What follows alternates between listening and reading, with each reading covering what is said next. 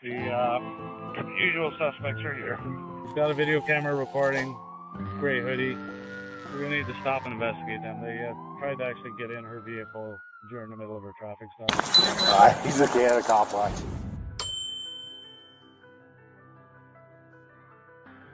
What's up, legends? Ladies and gentlemen, Canada Cop Watch. Brian Ross, First Blood. How are you, brother? Press 1 if you guys can hear me.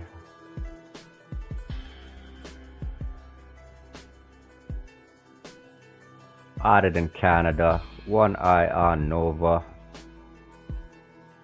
Is in the building.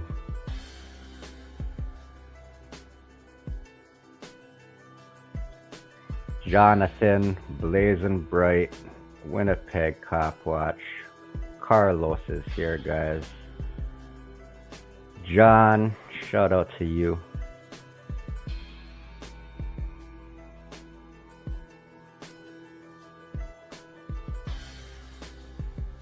This is a crazy video today, people. After all of this, there's a sergeant. He doesn't work here anymore.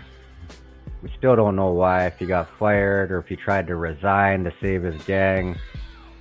They're keeping real tight-lipped about where he has went and why. Well, we know why, but how it ended up with him no longer working at Maplehurst. Interesting stuff, guys. Quick breakdown. On the left side of the picture, you guys see the guard got knocked out. I'm not sure why, what happened. All as I know is they were trying to remove inmates from the unit. They took off one inmate. This guy was on the phone. The guard was trying to make him end his call to obviously get taken off the range and go to the hole, and he said, no, not before some action, guys. If I'm going to the hole, I'm going to the hole for a reason. Guys, I never encourage violence, but he knocked the guard out. One hitter quitter. Boom. Clocked him. Dropped him. Ran around the range for a minute. They ended up getting him. When you hit a guard, guys, you assault the guard. After they beat the hell out of you, you get kicked out of the jail. So this guy got kicked out of the jail. 2 days later is the second picture. The ISIT team, which is the Institutional Crisis Intervention Team or something like that. Some shit like that. They're a bunch of Darth Vaders, guys. They come in full tactical gear, riot shields, helmets, pepper balls. They'll tase the shit out of you. And they speak through a speaker. So when they speak to you, it's like you're listening to a robot or Darth Vader. I don't know how you guys want to put it. But they don't play around, people. They give you several warnings, and after the warnings, it goes down. That's all I'm going to say. When ISIT team shows up, first of all, they come in sequence. You hear their feet stomping from as soon as they get off the elevator or enter the hallway or wherever you are, whatever jail you're in. As soon as they're in the area, you hear them, guys, because they stomp in sequence. So you got like 30, 40 guys stomping at once. Boom, boom, boom. You're like, oh shit, they're coming. Shit's about to get real, guys. But yeah, after this now, ISIT came, guys. They stripped these guys down. 200 inmates. So this is one unit. I think there's 16 cells in these jails. So 32 inmates, call it, guys, on the unit. Now the unit beside them, the unit around them, it goes from like A to E, I think. A to E, they all got strip searched as if they all punched out the guard. They got their clothes taken away, people. No clothes for days. Not for the hour when you go back to your cell, you get your shit back. No, no, no, no. For days, they took their clothes, guys. know what? We're gonna get into this. Way too much talking. They're about to tell you all the same stuff. This one is crazy. Let's go through some of the footage first. Go through some of this footage, guys.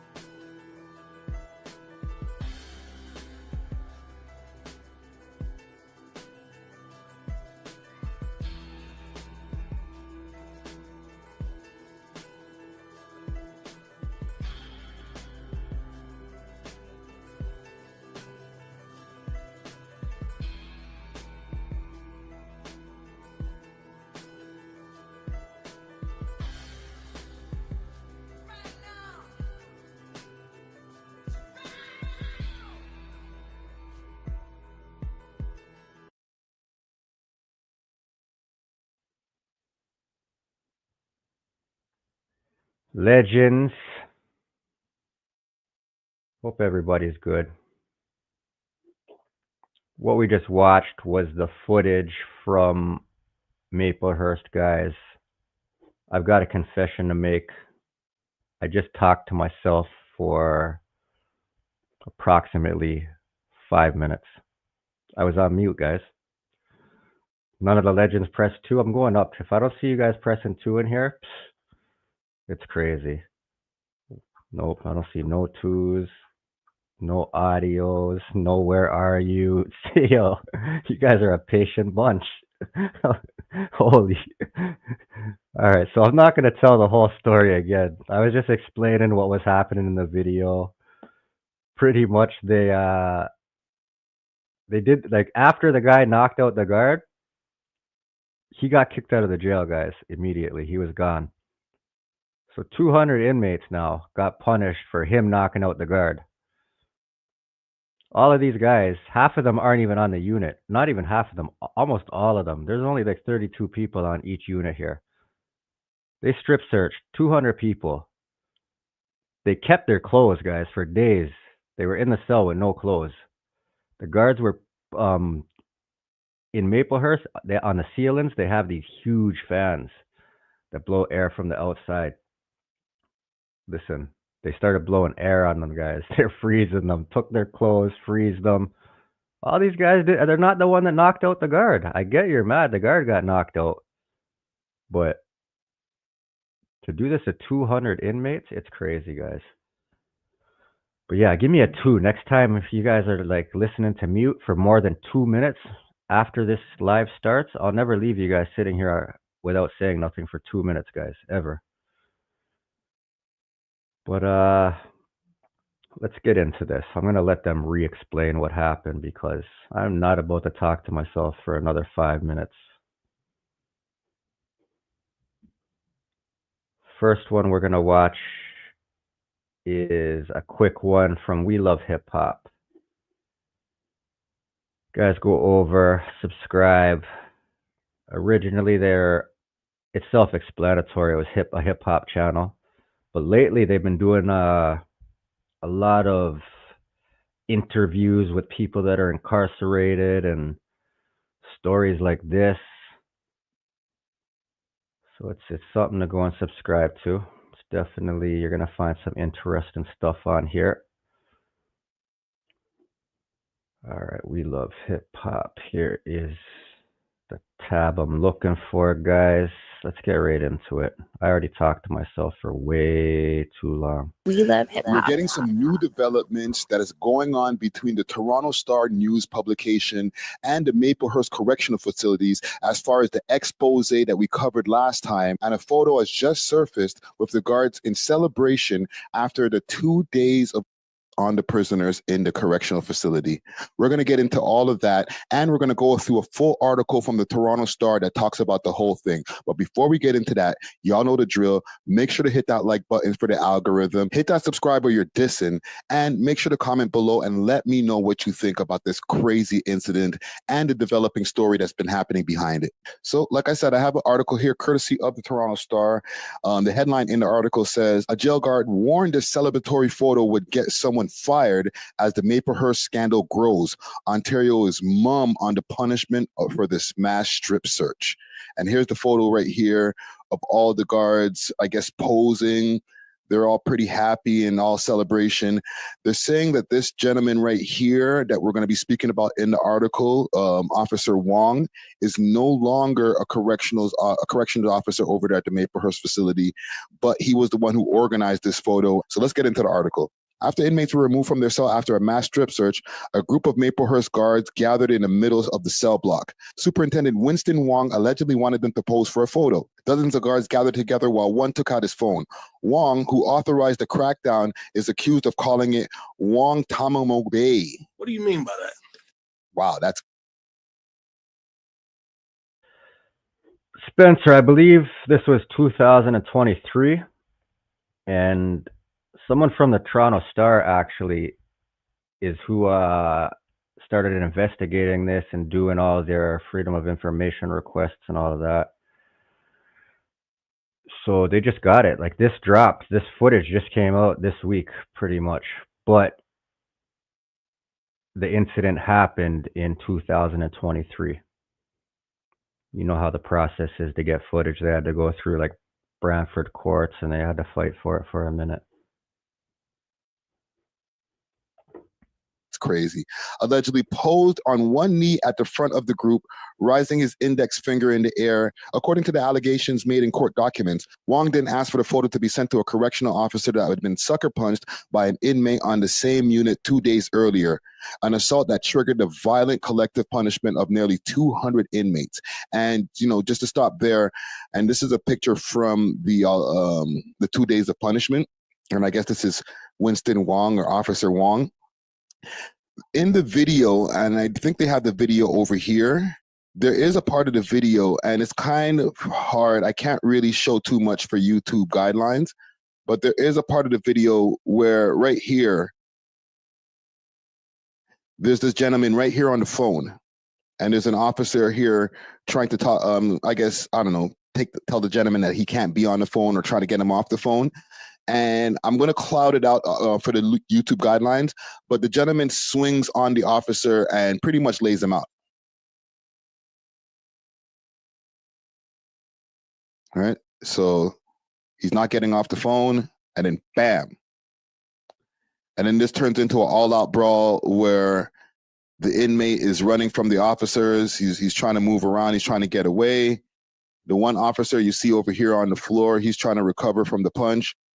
And they're saying that this right here is what started the 2 days of the guards coming onto the cell block. And basically, from all accounts of the prisoners, the Toronto Star, the prisoners' lawyers, etc., they all said that this was this heavy assault that's been going on, beyond inhumane when it came to the punishment that was happening due to the one prisoner and the altercation that they had with that guard. So let's continue the article here. It says, according to the allegations, okay, we got that. Wong allegedly said that the photo would boost staff morale. Wow, that's crazy. Another correctional officer, apparently unimpressed with what was happening, allegedly warned his colleagues that day that somebody would get fired over the photo. Wow.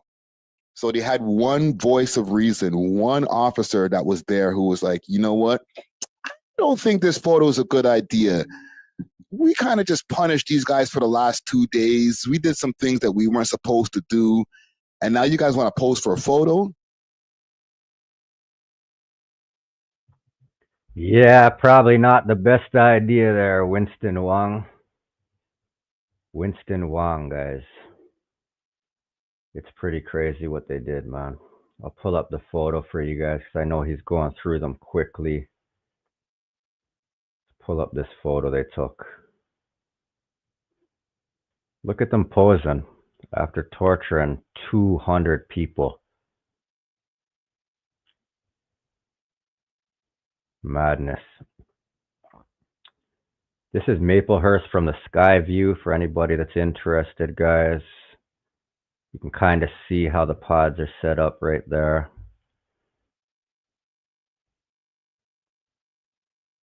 Couple still shots from inside there.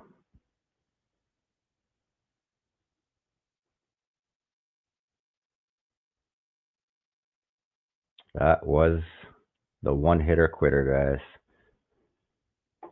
But yeah, shout out We Love Hip Hop. I hope to see them guys cover more of these stories, man.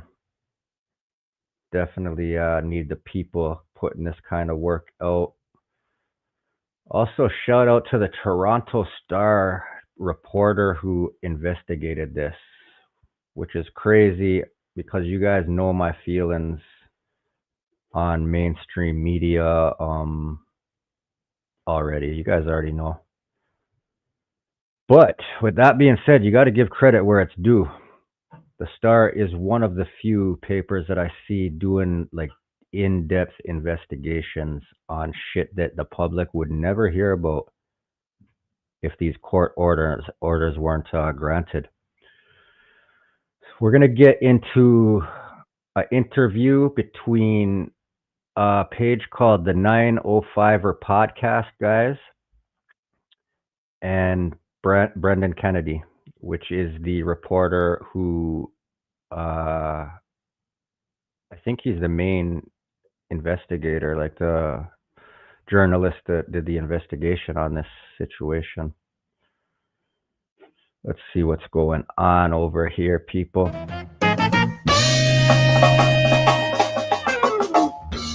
Hello, I am Joel McLeod, and welcome to the 905er. This past week, the Toronto Star published a series of articles outlining a history of abuse and mistreatment at the Maplehurst Correctional Facility in Milton, Ontario. Maplehurst is the provincially owned and operated jail housing provincial prisoners. Many of these prisoners are awaiting trial for charges and are presumed to be innocent in the eyes of the law.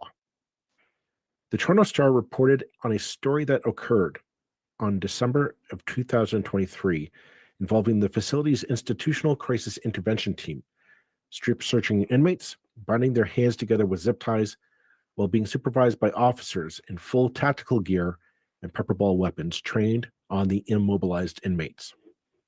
This was all. Yeah, I forgot to tell you guys, they're calling this Wong-tanamo Bay. That's what they're calling it. After they started naming it, Wong is gone, guys. Winston Wong, he's out of there. Where he went, I don't know. All due to a prisoner striking a guard earlier, and it should be noted that the prisoner was detained and removed from the facility. This incident happened in the context of a history of horrible conditions in Ontario's jails, among which Maplehurst is considered by many to be the worst. 46 inmates died in Ontario jails in 2024, with 12 of them at Maplehurst. An inmate at Maplehurst reported that their toilet in their cell was clogged for so long that they were forced to use a Mr. Noodles cup to go to the bathroom in. Another inmate reported a rash from poor hygiene because they were unable to take regular showers. Inmates at Maplehurst are stacked 3 to a cell when those cells are made for only 2 people. Overcrowding has been a long-standing problem in Ontario jails. However, in recent years, the matter seems to have gotten worse. Ontario's jails are overcrowded and resources are stretched thin, creating a culture in which the aforementioned incident can occur. For a tough-on-crime Ontario government, the Solicitor General, Michael Kersner, who is responsible for Ontario's jails, is seemingly silent on the matter. The conditions, though, are sparking potential charter cases as prisoners are being kept detained before having their day in court while living in inhumane conditions. With the provincial government eager to lay the blame for criminals on the streets due to the bail system, I thought it was prudent to examine whether or not Ontario was living up to its obligations to ensure the timely and humane treatment of the accused. To that end, I have invited onto the podcast the journalist who is covering this story as it develops. Brendan Kennedy is an investigative reporter with 15 years of experience with the Toronto Star. He has been following and reporting on the matter at Maplehurst, as well as Ontario's jails at large. He joins me today. Thank you, Brendan Kennedy from the Toronto Star, for coming on to talk about this. The week of recording this, he's been publishing 3 stories as of date. I don't know if he has another one in the pipeline on Maplehurst, provincial jail up in Milton. What is starting to emerge of a quite a notorious story. I'm not going to spoil it for our listeners, but Brendan, thank you very much for coming on to the podcast today. Thanks so much for having me. I'm going to let you frame this up because I this is your story. Tell us what you've uncovered has been going on up at Maplehurst. Yeah, well, like you said, there's been a few different stories. Some of the recent ones have been specifically about Maplehurst and specifically about an incident that occurred in December 2023.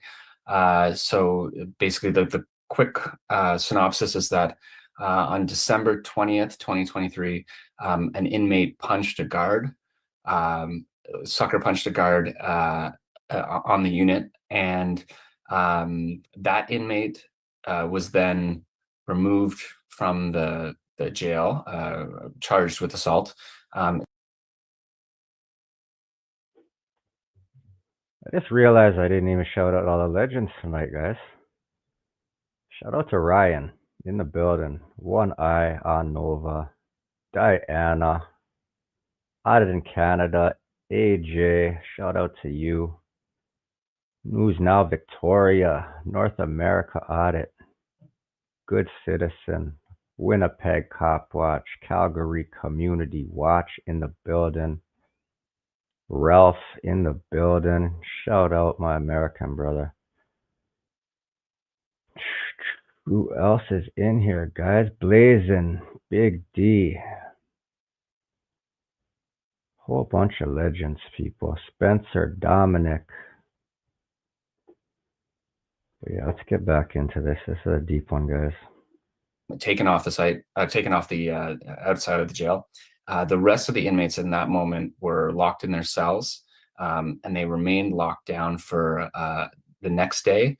And then the next day after that, December 22nd, 2023, the jail's what they call the Institutional Crisis Intervention Team, so kind of like a internal riot squad for the jail, descended on the unit and carried out a mass strip search of the remaining 192 inmates. And our reporting has shown that this was done as retribution, as kind of a collective punishment of the remaining inmates, even though the inmate who delivered the punch was no longer there. So I actually wrote the story about what happened last year, and I'd learned then about the existence of a video. And then more recently, we obtained the video from a court in Brantford, and yeah, so we showed portions of the video, what took place, and like I said, there's nothing in the video that I didn't report last year, but there's something obviously very different about when you can see something like this with your own eyes, and you can see scenes that are reminiscent of Abu Ghraib or other kind of notorious prison scandals. You see guys in their underwear with guards in full riot gear holding pepper ball guns to them, and with anyway. I want to put a pin in your comment on Abu Ghraib. We're going to come back to that later in the episode. And for our listeners, we are going to have links to Brendan's journalism in our show notes. Please do, once you're done listening to this episode, go take a look at the story. The pictures that you published are astonishing. This is. You guys got me rolling over here with the Slack jokes, man. Yo, One Eye. I hope you know what you started over there. One Eye on Nova, all the way in Nova Scotia. The guy started a new Slack challenge. Freeze, put your hands behind your Slack. Yo. It's crazy, guys. I'm going to try and describe it for our listeners, but the images that you publish it's a hallway in the jail, and the prisoners are in basically boxers, it looks like, or basically naked. They have zip ties around their wrists, and they're on their knees, are sitting facing the wall. They are not posing a threat at all. But you have as you said, the crisis unit dressed in body armor, helmets, looks like tactical gear. And in one photo that you published, it had looked initially, I thought it looked like a gun, but I guess that's the pepper ball. They look just like big guns, right. But we understand that to be pepper ball guns, right? And the one, it looks like it's pointed at one of the inmates. Looks like it's pointed at one of the inmates' head. They're very disturbing images, to say the least. I want in the article, you said that the Solicitor General, Michael Kersner, has not responded to this. I'm wondering, has that changed at all? Like, what is the official government response to these images being released? Yeah, the official government response has been almost nothing. They've sent me boilerplate statements saying that there's investigations ongoing, and there's that there are court cases underway that are affected by this incident. So they say they cannot comment. Michael Kersner has declined repeated interview requests from me going back to last year. He has never addressed this incident publicly. And yeah, so the ministry, Solicitor General has said very little.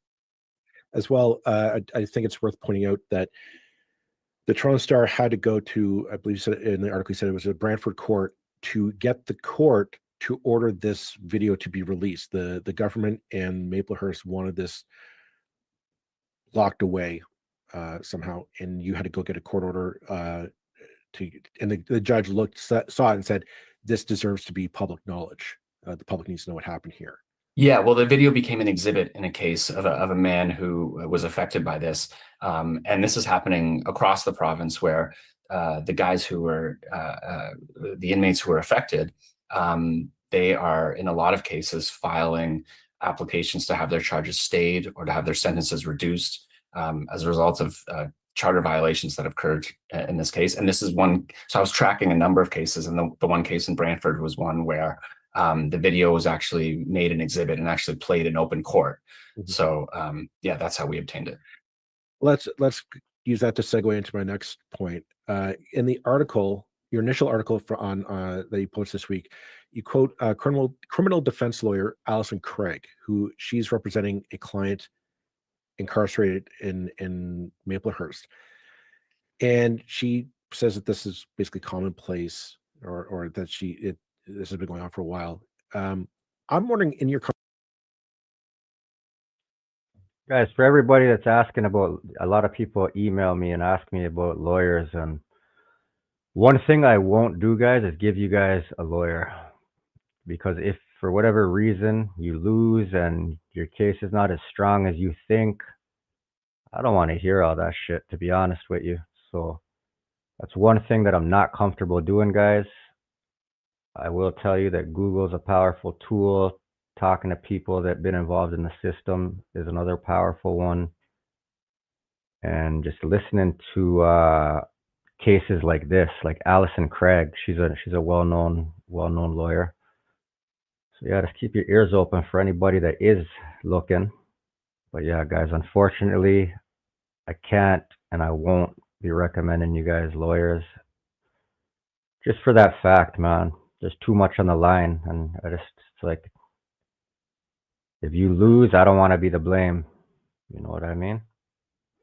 But yeah. Conversations with her, is she considering any charter, like bringing up a charter case on behalf of her client to the courts based on what this evidence has seen, or she seems to say that this is a commonplace feature amongst Ontario jails at the moment? I'm wondering, like, are we looking at a charter violation case being brought forward here? Yeah, so that's already happened, and it's already happening. I mean, I will say what happened in this incident in Maplehurst is not common. This is exceptional. What's common are that the conditions are horrific on a day-to-day basis, and people who spend time at Maplehurst are routinely getting reduced sentences because the conditions are so bad. But this particular incident with the ISIT team, this was not commonplace. This was a very unusual situation. And so she and other defense lawyers going back to last year have been seeking to have charges stayed or sentences reduced on the grounds that the jail violated their client's charter rights in this incident. So like in the case of Claude Simon, he's one former inmate. His is the case from which we obtained the video. In his case, he ended up pleading guilty and receiving a reduced sentence because the Crown conceded that it was a bit of a narrow concession, but the Crown conceded that his charter right not to be subjected to unreasonable search had been violated. He was alleging further violations. He was alleging that, and he still maintained, and his lawyer maintained, that his charter right not to be subjected to cruel and unusual treatment or punishment, and also that his charter right to life, liberty, and security of the person had also been violated. The Crown did not concede those, but they have conceded elsewhere, again, on the Section 8 unreasonable search.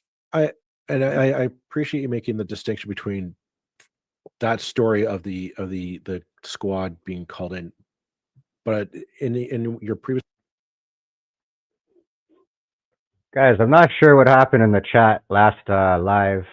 Where's that message I just seen? John Bond. Where'd it go? There it is. Someone else emailed me about this. I'm not sure what happened, guys. After that live, I was getting like death threats, and I have some weirdo that first I blocked him on the Instagram, and then he started emailing me. He's telling me he's got my license plate and blah blah blah. And then I figured out he's not even in Canada, so he's sending threats from a whole other country.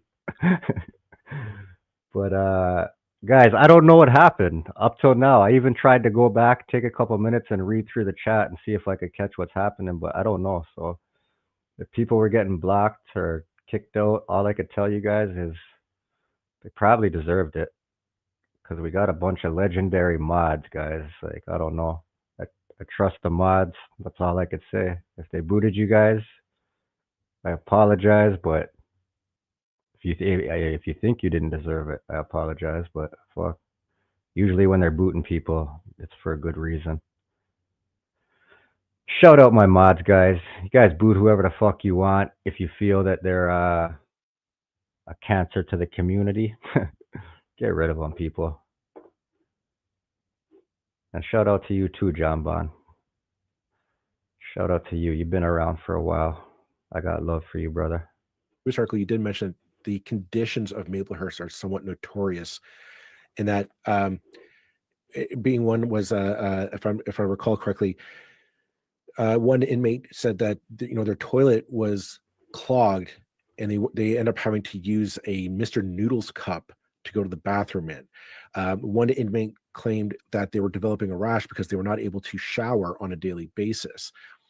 And if I believe it, because in the incident that you reported in question, a bit of retaliation afterwards, the inmates were returned to their cells, but basically the heat was turned off in December for a few days, kind of as a punishment or whatever have you.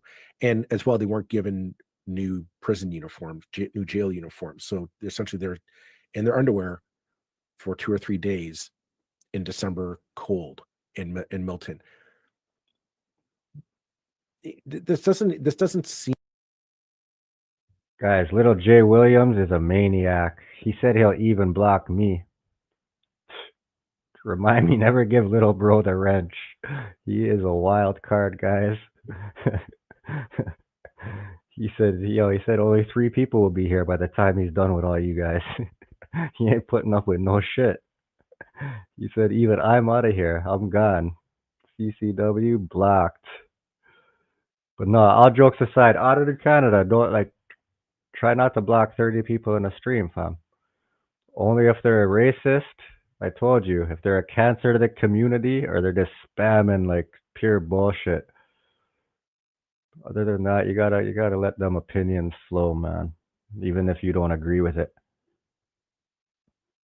Seem that much like an isolated incident in terms of a culture that we're looking at with the Ontario jails.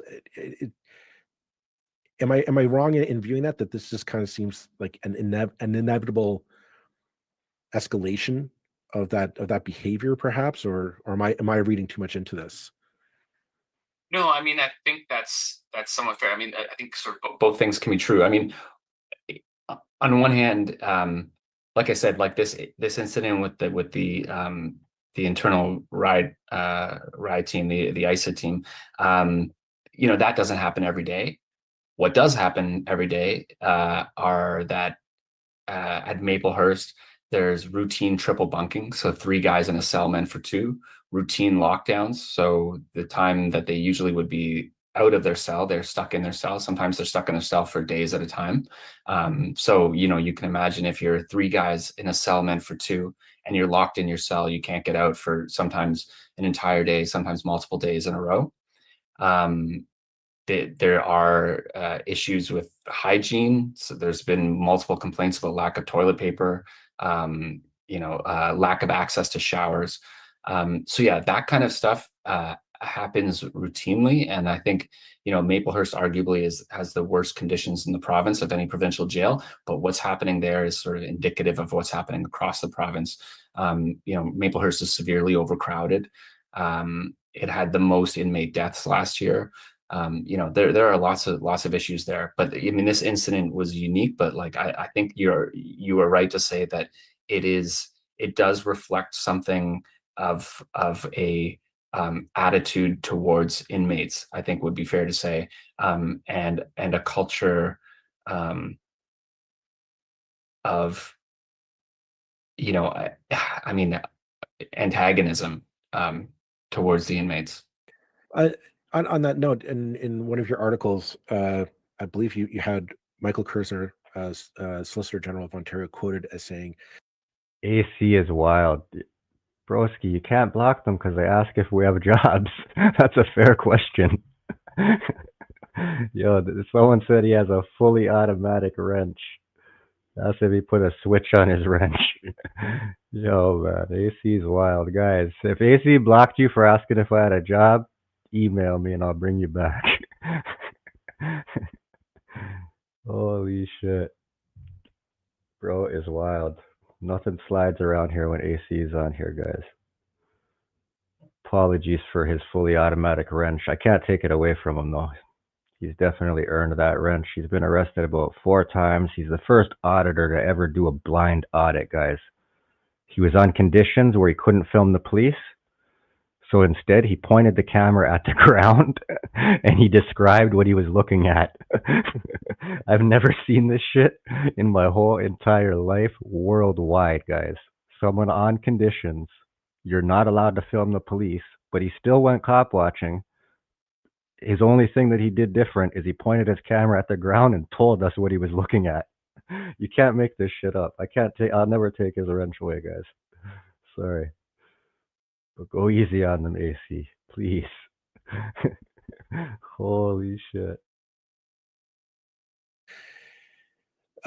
correct me if I'm wrong, if you're going to commit a crime in Ontario, we'll find a place for you in these jails. And that kind of struck me as that cavalier attitude of, this government wants to appear to be very tough on crime. We hear about, complaints about bail reform at the federal level, yet at the provincial level, things like this happen. And I'm wondering, is there a culture, I don't want to say of cruelty, but maybe a bit more maliciousness in the criminal justice system at the provincial level, that, if you're here for a reason, so we kind of get to be mean to you. And on that note, I do want to emphasize to our listeners, most of these people have not actually been formally found guilty. They are awaiting trial. They have not been proven guilty in a court of law yet. These are people who are just strictly charged with a crime. They might be innocent. Yeah, roughly 80%. 4 out of 5 guys in provincial jails are on remand, meaning they're awaiting trial. They haven't been convicted yet. They're legally innocent and they're presumed innocent. And I would add that that's not just like a nice phrase. That's kind of a fundamental principle of our justice system. And some portion of them will have their charges withdrawn. Some portion of them will be acquitted. And I mean, I would say also add, even if you are found guilty of a crime, I think people would still think that you should be treated humanely by the state. And with regards to the other things you said, just to be clear, that the quote that you gave at the start was from one of Mr. Kersner's spokespeople. Her name's Chelsea McGee, and she said something to the effect of what you said, if you're charged with a crime, we'll find space for you. And yeah, I was surprised by the brashness of that answer that she gave, because to me it just flies in the face of what the actual facts are on the ground. Maplehurst, the most recent data that I have is 145% over capacity. The average across the province is around 130% capacity. So actually, no, they don't have space for people that they put in jail. You can stuff guys in. You could have quadruple bunking if you want, but at some point, you have to decide, if you're going to take on the responsibility of locking people away, you know, I think the people of Ontario expect you to do that humanely. And What he's talking about right now with the conditions, another angle with it is dead time gets increased, guys. If you're going through these conditions and you go to trial, you have to subpoena the jail records, the range you were on, subpoena a sergeant to come there and testify about the jail conditions and shit like that. You will get time. There's plenty of cases where guys have got up to 3 for 1, I think just as far back as 2021 because of conditions. Another thing that's going to be happening with these 200 guys who this happened to, cases are going to get thrown out left, right, and center, guys. Left, right, and center over rights violations. That this happened to 200 people that were not accused of being involved in hitting the guard. Judges, like the courts, expect you to do that, and that's why, you know, beyond the specifics of this case, you know, inmates in provincial jails, especially in places like Maplehurst, are routinely getting their sentences reduced because of particularly harsh pretrial conditions, and a lot of that, you know, there's multiple reasons for that, but a lot of that has to do with the overcrowding. That this conversation is going swimmingly because you keep segueing into my next point. And that is like I read your article and I'm thinking to myself, if I was a criminal defense lawyer of one of these inmates, I'd be just thinking of how many charter violations could I bring up to get my client out. And this is before they might have seen the inside of a courtroom for the crime that they're being charged with. And the other aspect of this, and this is outside of what you were covering, but we know that the court system is underfunded. Listeners of this podcast, we had on Halton Chief of Police Steve Tanner a few weeks ago, and he brought up the fact that their courts are underfunded. There's not enough Crown attorneys to process through the court system in a timely manner, so criminals are being let go because they're not seeing a timely trial. Is there a parallel here with they're not getting in front of a court on a timely basis as is their charter right, and they're being kept in these conditions that I could make the argument that is also a charter violation of indecency, you know, the proper violation there. Is that on anyone's radar in this conversation? I gotta imagine that the defense attorneys involved are sitting there going, I'm just writing my briefs and waiting for my day in court. Yeah, I mean, I think that is sort of kind of an upstream problem to this is you know, how long it's taking certain cases to get to court and get through court. And yeah, I mean, there's not necessarily charter violations, but there is something, I don't want to get like too in the weeds here, but basically you can argue that, I mean, some background, anyone who spends any time in pretrial detention, so if you don't get bail, you get credited at 1.5 times per day so every day that you spend in pretrial detention is worth 1.5 days of your sentence. So you get extra credit automatically. Everyone gets that. It's a recognition of the fact that the state has incarcerated you while you've been legally innocent. And then on top of that extra 1.5 credit, if your pretrial detention is particularly harsh, that's the phrase that they use, then you can get extra credit on top of that. It's considered like a mitigating factor in your sentencing. So what's happening is that, you know, this is something that used to be used exceptionally, but because of the extent of the lockdowns and the triple bunking and other issues happening in provincial jails, guys are routinely getting this extra credit for their particularly harsh conditions. And yes, as you mentioned, if somebody spends a year in pretrial detention or 18 months in pretrial detention, and the records from the jail show that, you know, of that 18 months, 10 of those months were the person was triple bunked, and they were locked down for 300 days out of their time. That is all going to accumulate to a point where they will get a significant sentence reduction. So, maybe somebody who gets sentenced to 5 years is going to have 6 months shaved off or a year shaved off because of these harsh conditions. So yeah, like these have, this is not just about treating prisoners humanely, which I think is a worthy enough goal to begin with. But even if you do not care at all about the conditions that prisoners are living, you have no sympathy for them, even if you are one of those people, then you should still care, because it's affecting the sentences that they're getting, it's affecting the justice system, and it has these ripple effects and consequences that I don't think people realize when they consider the value of jail conditions.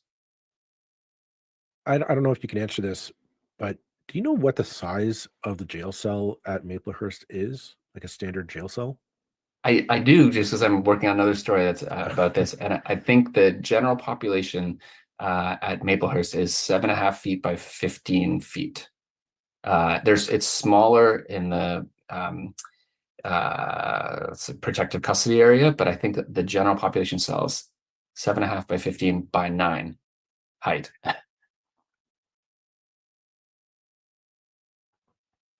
That's like double the old cells in the old Don jail. Holy shit. You put your elbows out and you're touching both walls.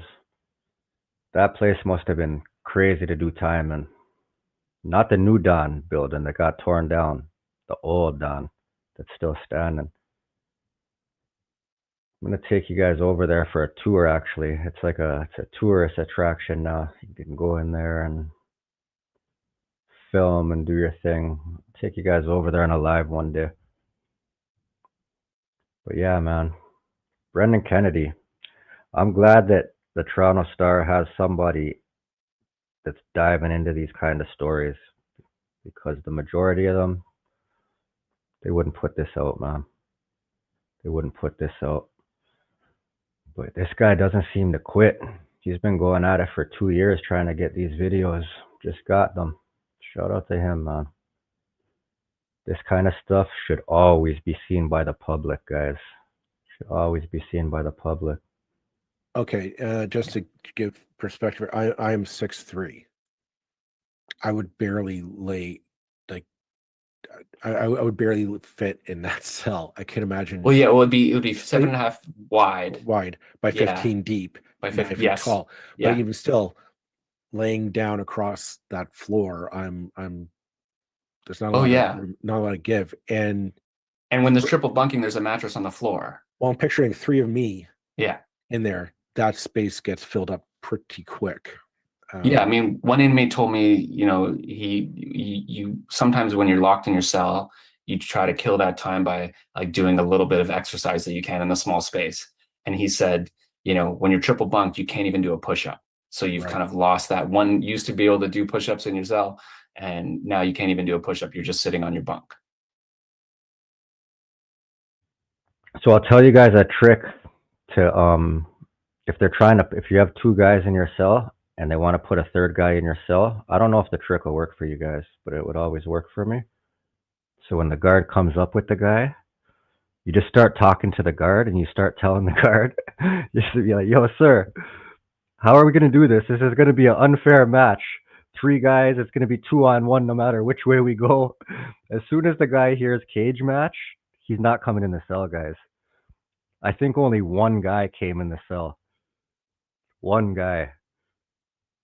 Every other, they're all U-turning. They're U-turning, telling the guard, nope, I'm not going in this cell. They're talking about a steel cage match in here. Guys, I don't know if it'll work for you. Try it. I don't know. You also have to know the guards. They have to know you're joking to a certain extent. Because, yeah, I don't know. They can misconduct you and write you up. Don't take my advice, guys. Horrible advice. Don't take it. Don't listen to me. Fuck, we're moving on. That's crazy. He said that's crazy. Sorry, I'm just picturing that in my head, and that it's not a pleasant sight. In your most recent article, we're recording this on Friday. April 4th, and you published an article today.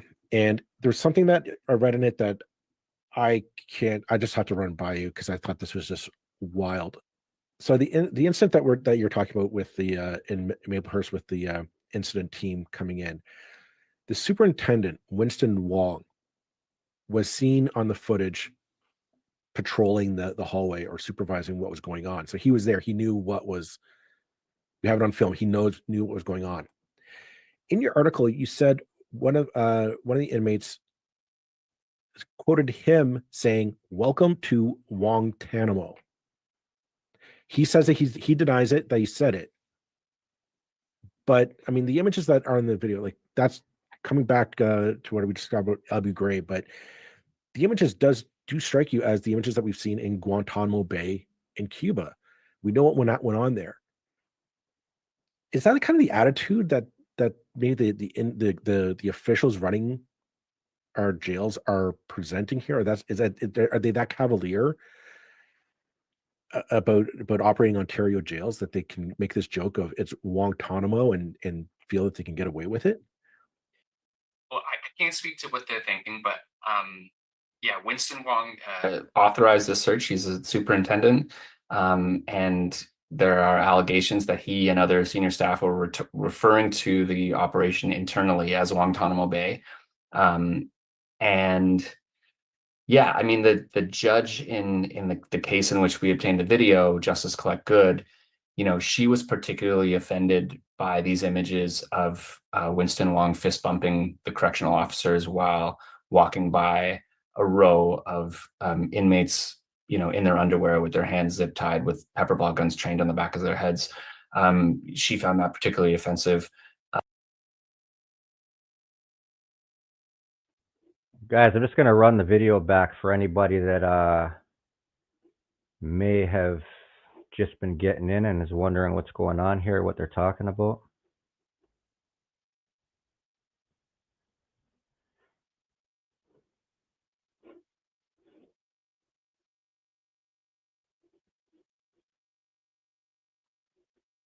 So right here is where the Winston Wong comes through congratulating all the guards for doing this to a bunch of innocent men, guys. None of these guys were involved in the situation. Some of them, like, look at this guy. Looks like he got beat. Why is he so red? Bro, there's no sun in there. Where did this guy come from? I don't know. But he looks like he got beat. Holy. But yeah, Winston Wong, he's just congratulating all of them. Oh yeah, good job. Good job, Harry. Yeah, hey Mike, fuck, good job, bud. Yeah, good job. Yeah, good job, Dan. You kicked the shit out of them, man. Fucking right on there, Lloyd. It's crazy, guys. Bunch of innocent men right there. Didn't do nothing except serving their time while they're still presumed innocent. In this one, you can see something happen on the range. Up till now, we don't know what happened on the range, but they're removing inmates. So first they take this guy on the right. He's not happy about going, but he goes. Right? All right, no problem. He's gone. Now they're trying to take the guy on the phone. Guys, who knows what kind of phone call this guy was going through? Or if he's just mad that he's leaving the range and he said, I'm going to go out with a bang. But you got to consider, when you're in jail, there's a lot of shit going on in the streets too, man. Like, I've seen people lose their family members on the phone, and it's like people's place getting shot up while they're on the phone and they're inside, can't do nothing, going crazy, people arguing, finding out that they're getting cheated on outside. And guys, it's like there's just deep phone calls in there a lot of the times, and sometimes they get ruined at the wrong times. I don't know if this is that situation or if this guy was just happy that he was about to get kicked off the range and go to the hole. But either way, boom. Well, might have took that a little too far.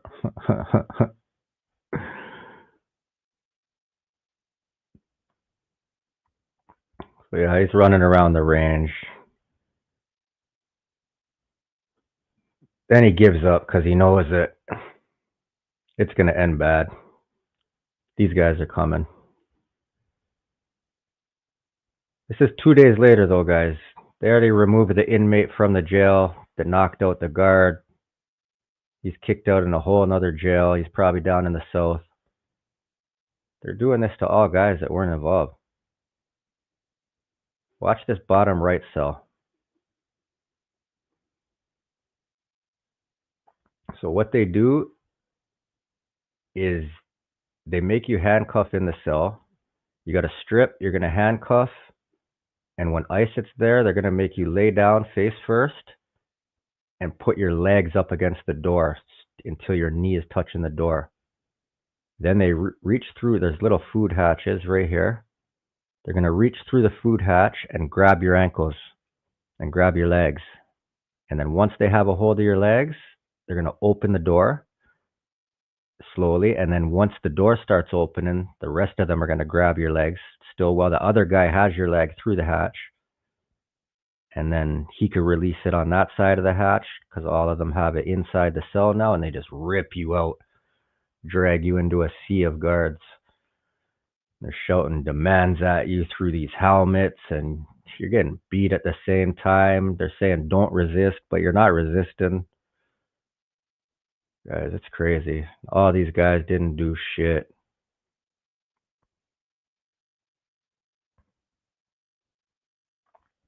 Just watch how they extract him from the bottom. Right now, the guard already has his legs. Boom, pick him up, drag him out, start kneeing him. See the knees going through at the bottom there? They don't restrain you, they beat you. Watch the knee. Boom, boom. Guys, these guys didn't do shit.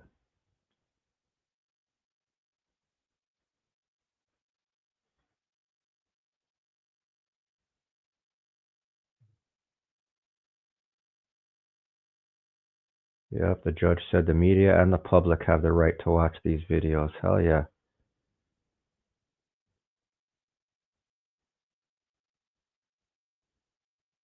Crazy, guys.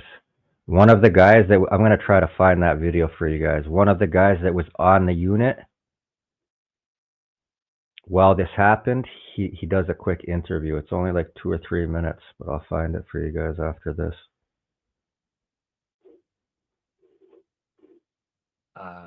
And yeah, I mean, I think it speaks to the fact that this, you know, that Claude Simon's lawyer has alleged in court documents that, you know, that these officials of the jail took great delight in what they were doing.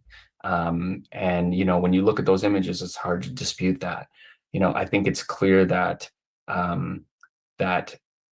that they were, you know, doing this to send a message. And I think that's what they were trying to get across. I mean, in the very short interview that we did with Winston Wong, you know, he said that, you know, he was trying to do what he had to do to protect those that work under him.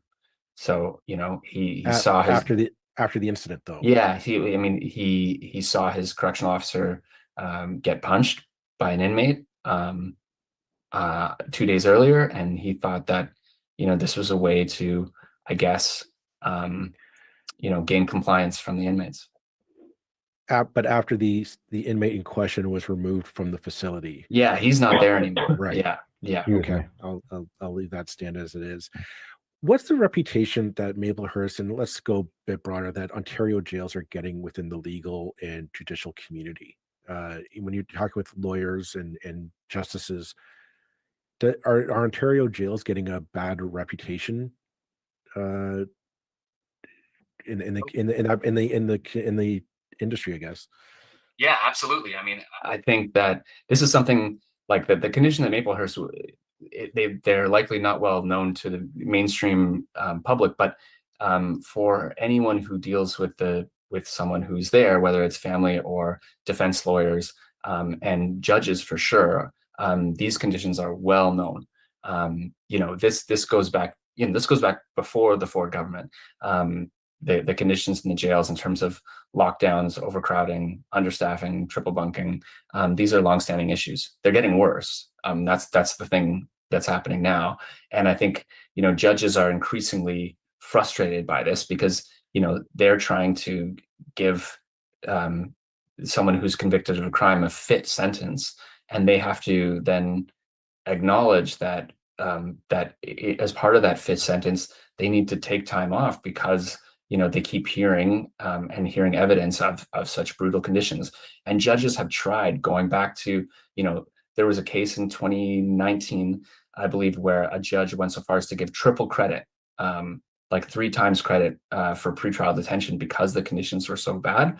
And there's been some cases since then that have changed how judges can give credit. We don't need to get into all that, but judges, when they deliver these sentences, they usually also make really strong comments that are meant to be, you know, the phrase they use is like, we hope the government takes judicial notice of this. You know, they expect that their commentary is being understood by the authorities, that they will do something about this, but that when you read these decisions, and I encourage people to go to Canley, you know, canley.ca to check these legal cases. You could search Maplehurst, you can search Maplehurst conditions, you'll find these cases. And the judges are just so exasperated because it has been coming up time and time and time again. And, you know, there doesn't seem to be anything done about it. So yeah, to answer your question, Maplehurst has a horrible reputation among those who are working around it. I find that interesting because, again, you step back and the layperson, I should say, coming into this discussion, they would have heard the Ontario government talk about, you know, we need to be tough on crime, and these criminals are getting out on bail and they're just reoffending, and it's this revolving door in the jail system. And I find the story fascinating because it tells me that it's not so much a revolving door as no, it's just broken. Like you're punished even before you're found guilty.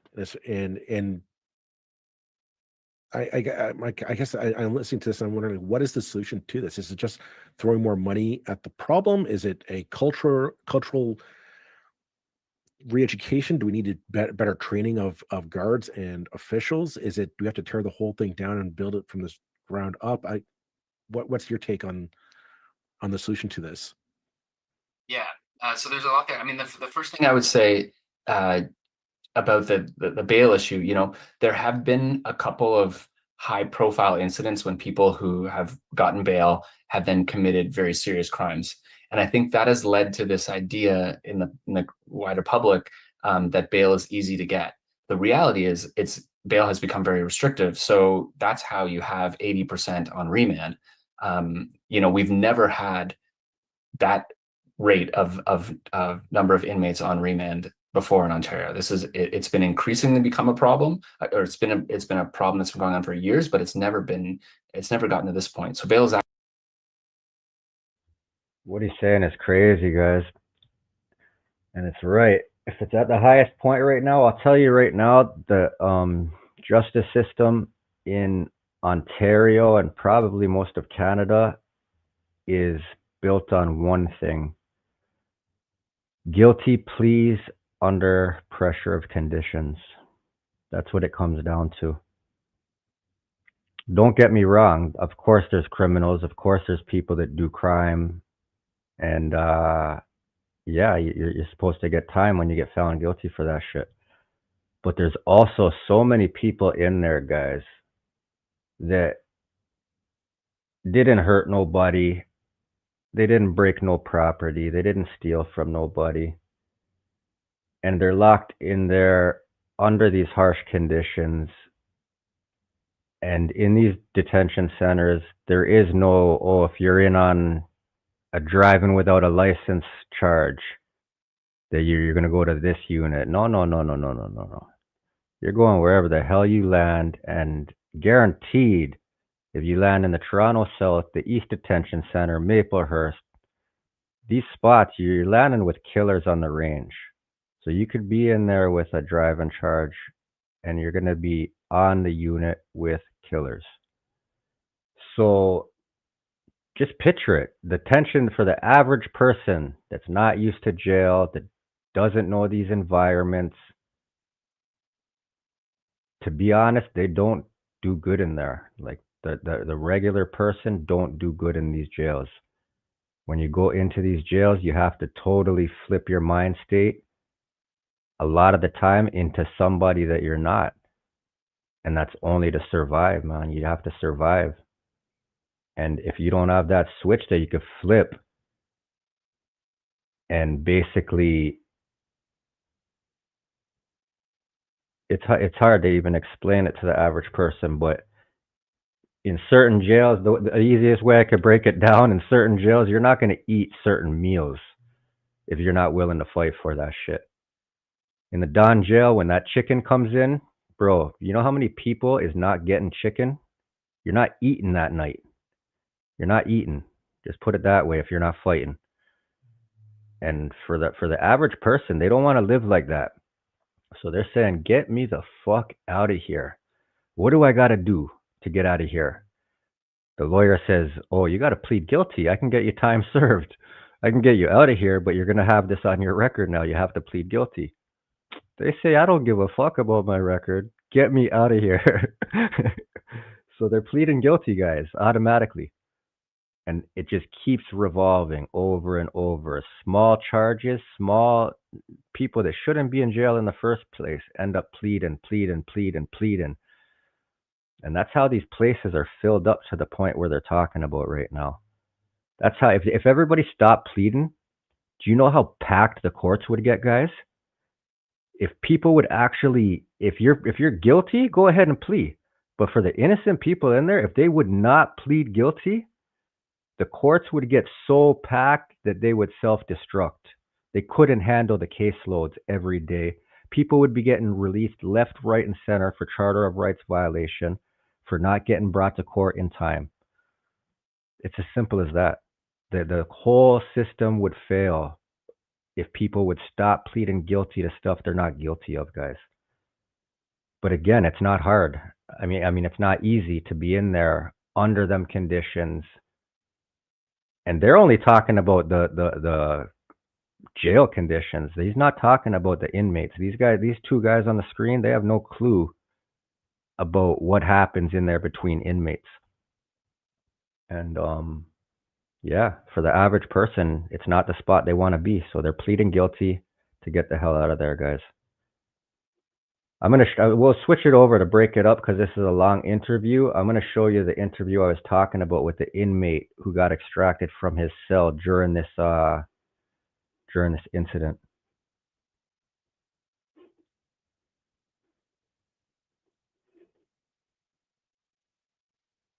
And so the flash grenade goes off, and what's that like? I've never experienced anything like that. So can you describe what that's like? Well, it's a grenade designed to disorient you. What it does is, I mean, it's such a loud bang and a loud flash that it just removes all your senses. It's basically like getting knocked out for a few seconds. So they announce their entry by that, and then they're screaming orders. So then from there they proceed to each cell, and they remove guys from their cell individually, one at a time. From there they proceed to your cell. They give instructions. You follow the instructions, you're removed from your cell. They're using language, uttering threats, letting us know that they're not messing around. So then I could hear the screams and yelling of the other guys getting twisted up and zip tied and dragged out of their cell. So they pretty much knew what was coming. So then they proceeded to my cell. They instructed me to strip down, where I stripped naked. I was then allowed to put my boxers back on. I remained in my boxers for days afterwards. I was then told to lay face down on the floor and then put my knees up to the cell door. So my feet were elevated and my knees were touching the door while I was laying on my stomach. So then my arms placed behind my back. So as I did that, the guards, one was holding a gun at me. The other two one would gain control of the door. Another two would just reach in and grab me by the ankles. They reached in and grabbed me by the ankles, and then the third one would pull open the door full way. As soon as I was clear of the door, they shut it. And then they dragged me about 20 feet, basically dragged me into a group of other guards where they then piled on top of me, took control of my limbs, my ankles, my wrists. At this point, it's just survival. It's just trying to endure what's next, what's coming. There's a lot of things going on in your head. And you're sitting next to other inmates, facing the wall. But as I understand it, you weren't allowed to talk to each other. At that point, do you know what this is about? Do you know why they're doing this? Oh, they made it very clear. Yeah, this was for the assault on their colleague, and this was for laughing and cheering on. They said this is their payback. Madness. Absolute madness, guys. Let's finish this up. There is about 10 minutes left in this interview here, guys. Actually quite restrictive. It's quite difficult to get, despite, you know, like I said, those high profile incidents when horrible things happened. But, you know, in terms of solutions, you know, I think, you know, you might need to have smarter people than me on the show to talk about that. I'm more pointing out the problems, but I think something that you mentioned, like, do you tear it down? You know, at a place like Maplehurst, it's hard to see how you don't, because I think there is a problem with the culture there. It seems to be, the evidence shows anyway.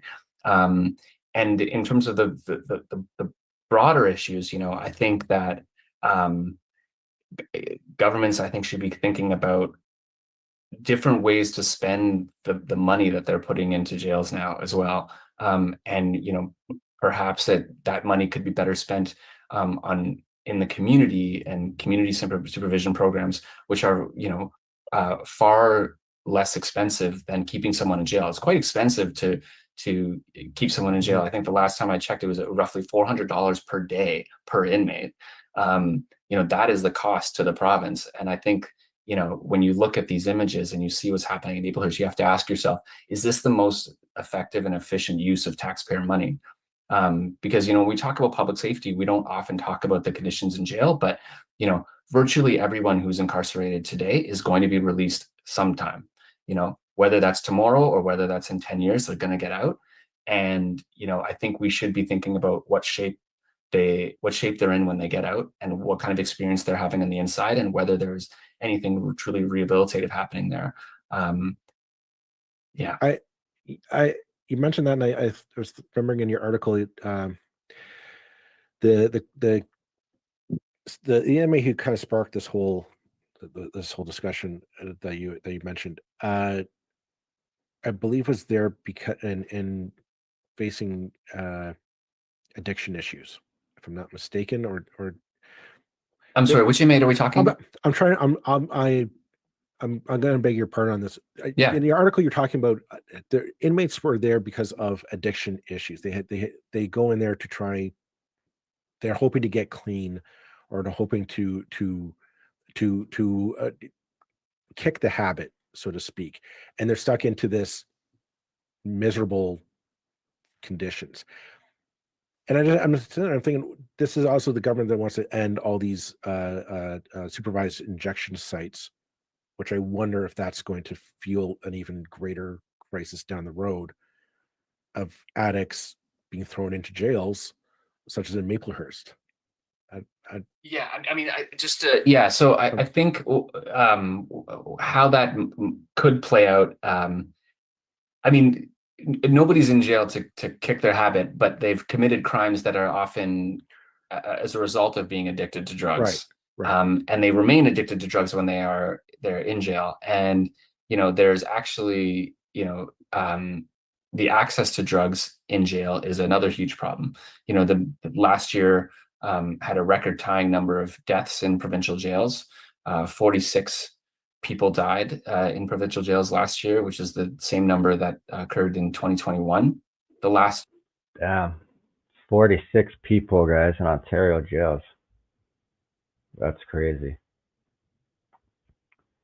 Yeah, Neens, I heard the story. I just keep it off of here, man. You already know that's business. It's not for YouTube, man.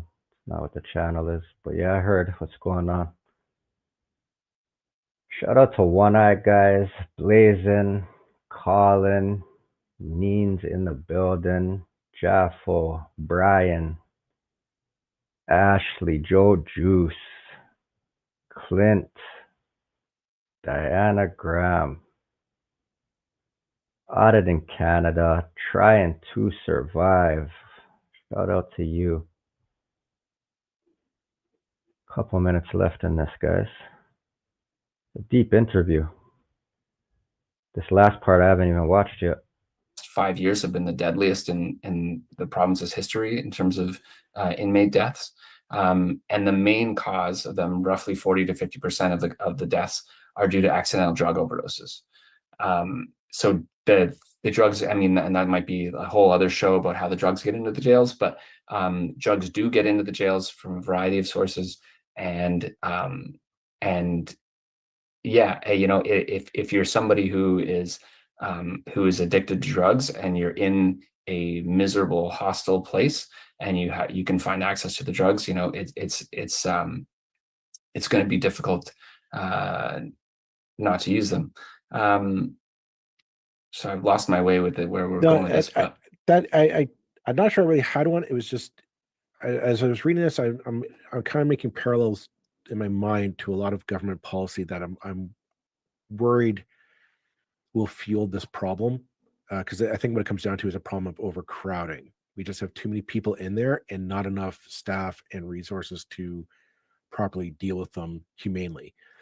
And in the article you had mentioned about how I believe it was a mother of a former inmate whose son died because they overdosed inside. And yeah, she thought she didn't she could have put herself forward as a surety, and he might have been able to get bail if she did, and she decided not to because she thought that would be a kind of a forced detox, not realizing how much access to drugs there was in jail. And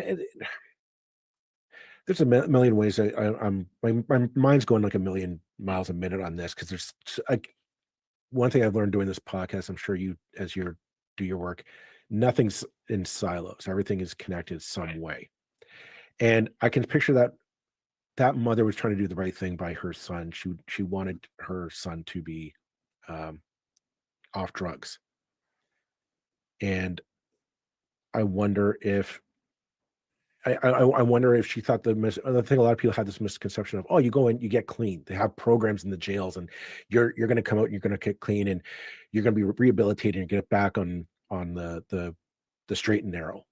And the picture that you're painting me is that it's almost like a process of abandonment. Once you go in, even the government doesn't want to own up to its responsibility of housing and caring for you in their own jail. It is like, it's almost like a punishment before guilt. And I'm probably editorializing a bit there, but that's the kind of the picture that I think you're painting there, Brendan. And I'll give you a chance to tell me I'm wrong. I mean, it's your show. You can say what you want. No, I mean, I do think that you know, one of the people I spoke to for that story about inmate deaths, Kylie Rogers, her brother died at the Hamilton Wentworth Detention Center in 2021. You know, she said that the like, you know, there isn't supposed to be the death sentence in Canada, and yet, you know, some of the conditions can lead to that in provincial jails, and you know that the punishment is to be separated from the community. The punishment is to be separated from your family. You're not then supposed to be further punished with inhumane conditions. That's not part of what the judge sentenced you to. Yeah, you know, I think that that what you said was I think a fair take. I guess I'll leave it at that, because I don't think you or I have the pay grade to fix this problem. But is there, you know, are you seeing any changes as you're discussing this with criminal defense lawyers, with people in the system, people in the bureaucracy? Are you seeing any chance of a reform happening, or is it going to take a bit more public pressure to bring this to light and to really drive a case for more humane treatment of jail prisoners in Ontario?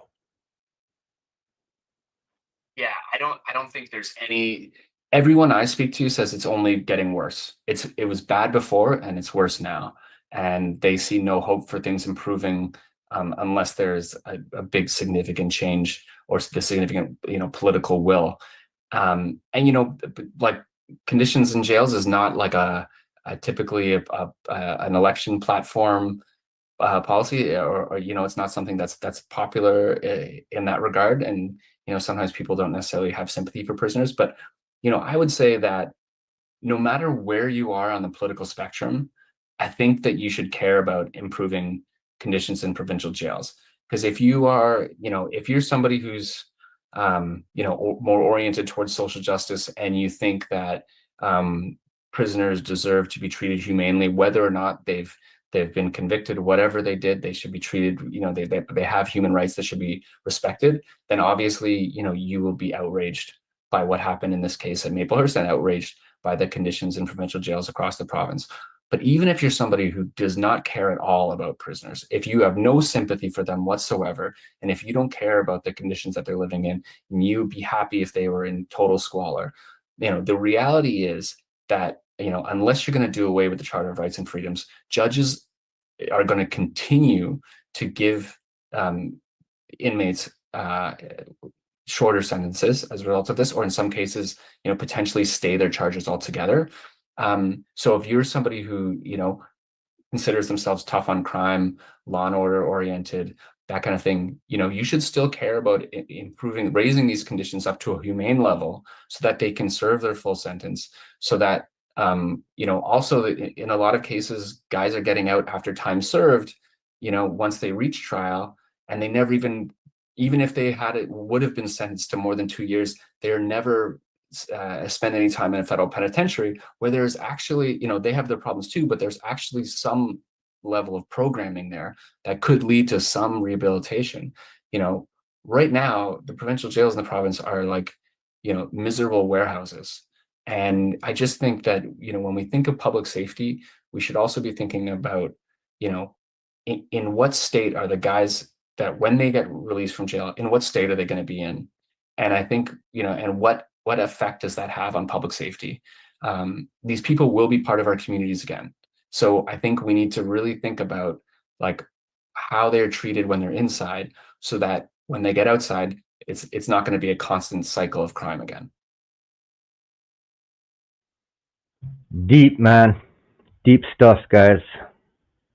I think that was an awesome interview, actually. Guys, go over and subscribe. It's a newer channel, it looks like. 215 subscribers. Shout out the 905er podcast, guys. It's good work. Brendan Kennedy. We definitely need more investigations like that, man. It's good to see. Definitely. Guys, I think there's 2 messages from this video. Number 1 is what he just ended off with, about whether you have sympathy for the inmates or not. You should care about the conditions, because it does affect sentencing, does affect whether charges can get stayed altogether because of Charter of Right violations. So it's important either way that you look at it, whether you're supporting and you believe that a lot of the people inside are innocent, or whether you say, no, you believe the cops, and if the cops arrested them, they must be right. Either whatever way you think about it, at the end of the day, it comes down to conditions, and the conditions are important for the outcome. In these jails right now, the conditions are a mess, guys. Shout out to these guys for just being a voice for the voiceless. If they didn't dig into this, the story wouldn't be out there. Like he said, he put the story out in the newspaper last year, and it barely gained any traction. But when the videos came out and he fought to get the videos, the place went nuts. These videos are going viral everywhere right now. guards are getting fired or quitting, or who knows what happened to Winston Wong. I still don't know what happened to him, guys. But yeah, man. Second message, guys, that you guys have to take from all of this. For the young people out there, I know a lot of you guys, it's not your first barbecue. But for the young ones, don't do no crime. That's the best solution. That is the best solution. Stay out of these places. Stay out of the system. Don't give anybody a chance to take your time. I keep telling you guys, time is the most valuable thing you got, man. Don't do it. There's no amount of money that's worth it. You don't want to become living like this. This guy's fighting the guard. Probably, who knows, maybe he didn't want to go to the hole. Maybe he had a bad phone call. Whatever it is. Time got rough after this. 100%. Even when you go to the other jail, they ship them to another jail. Guys, them guards over there, it's the same thing. They know you're there for knocking out a guard. You're going to the hole. And they are calling ISIT team on you every chance they get. Solution to avoid all of that, stop doing crime. Don't do crime.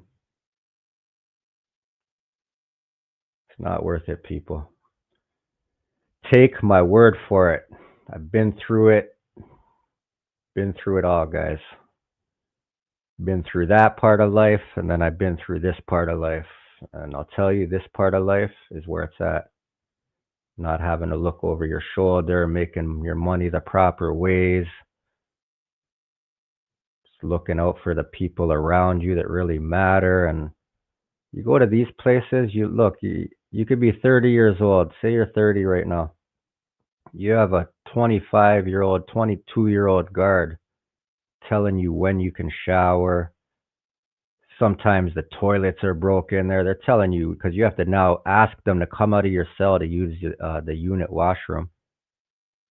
So they might pass by 2 or 3 rounds before they even consider stopping. Then they tell you, yeah, I'll get you the next round. Whether they like you or not, it depends if you're coming out or not. Just put it that way. As you heard on here, guys, they had to piss in noodle cups, man. Mr. Noodle Cups, guys. Crazy stuff, people. Crazy stuff. Stay on the right path. Shout out to guys like One Eye on Nova. Doing his thing. Been clean. Been staying out of these places. Got his own company. His family. Shout out to you, bro. We're going to end it, people. Once again, we're at an hour and a half. No idea what we're doing. Way up here at an hour and a half, but we're here. Jaffo, Calgary Community Watch, Nicole, Blazin. Guys, leave a comment at the end. Audit in Canada. Shout out to you. Everybody have a good night. Stay safe. We'll be on here tomorrow. Not sure what we'll be watching, but leave a comment. You want to recommend something. We'll figure it out. Much love, legends. Shout out to you, Ryan. Diana. Shout out the UK. Guys, have a good night. I'm off of this.